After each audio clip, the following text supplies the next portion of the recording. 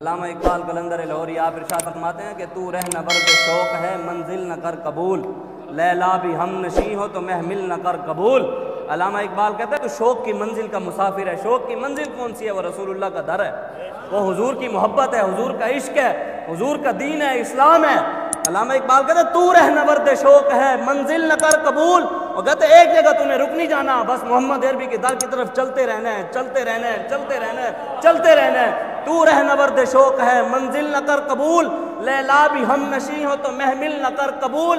علامہ اقبال کہتے ہیں تیرے کجاوے کے اندر سج دھج کر لیلا بھی بیٹھی ہو، دنیا کی خوبصورت ترین عورت بیٹھی ہو، دنیا کی بڑی بڑی آرائشیں آ جائیں، دنیا کی دولت تجھے مل جائے، لیکن تو نے اس کی طرف دیکھنا بنی، تو نے صرف گنبد خضرا کی طرف دیکھنا ہے، بس ادھر ہی دیکھنا ہے، حضور کی طرف ہی دیکھنا ہے۔ حضور کے سوائے اس کائنات میں تو کوئی ہے ہی نہیں ہمارا۔ پھر بھی ہم 70 سال ہو گئے کہ یار ان کے پیچھے لگ گئے۔ آپ جن کے نعرے لگاتے رہے ہیں وہ آپ کو نہیں دیکھ رہے، لیکن جن مالکوں کا نعرہ ہم لگا رہے ہیں وہ گنبد خضرا میں بیٹھے ہمیں ضرور دیکھ رہے ہیں۔ لبیک لبیک یا رسول اللہ، لبیک لبیک یا رسول اللہ، لبیک تاجدار ختم نبوت۔ یہ ہاتھ اٹھایا کریں، ہاتھ ہمارے ہیں ہی حضور کے لیے۔ قیامت والے دن آپ کی اور میری زبانیں بند ہوں گی۔ اللہ تعالیٰ نے سورہ یاسین میں کہا ہے وَتُكَلِّمُنَا أَيْدِيهِمْ وَتَشْهَدُ أَرْجُلُهُمْ۔ اللہ فرماتا ہے قیامت والے دن زبانیں بند ہوں گی، یہ ہاتھ بولیں گے کیا کیا کرتے تھے، کان بولیں گے کیا کیا کرتے تھے، کیا سنا کرتے تھے، آنکھیں بولیں گی کیا دیکھا کرتی تھی، کیا کیا کرتی تھی، یہ پیر بولیں گے، جسم کا ایک ایک اس گلے بھی بول پڑیں گے۔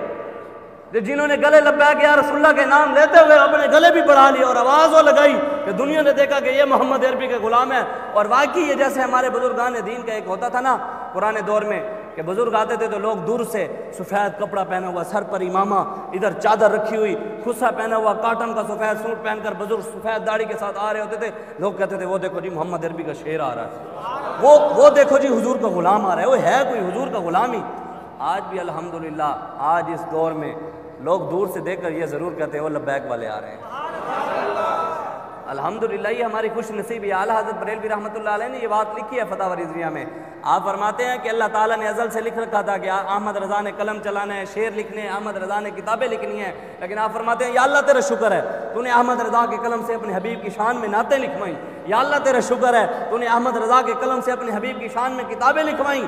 آپ بھی یہ خوش نصیب ہیں، کسی نے کسی کے نعرے لگانے ہیں، کسی نے کسی کے لگانے ہیں۔ یہ تو مسلم شریف کی پہلی حدیث ہے حضرت عمر فرماتے ہیں، آپ سے روایت ہے، آپ فرماتے ہیں حضور نے فرمایا جو اس کائنات میں جس سے محبت کرتا ہو قبر سے اسی سے محبت کے ساتھ قیامت والے دن اٹھے گا، قیامت والے دن اسی کے ساتھ اٹھے گا۔ پھر آپ یہ سوچ لیں کہ آپ کس سے محبت کرتے ہیں اور یہ بھی دیکھ لیں کہ ہم پھر کن سے کرتے ہیں۔ لبیک لبیک لبیک یا رسول اللہ، لبیک لبیک لبیک یا رسول اللہ، لبیک لبیک یا رسول اللہ، لبیک لبیک لبیک یا رسول اللہ، لبیک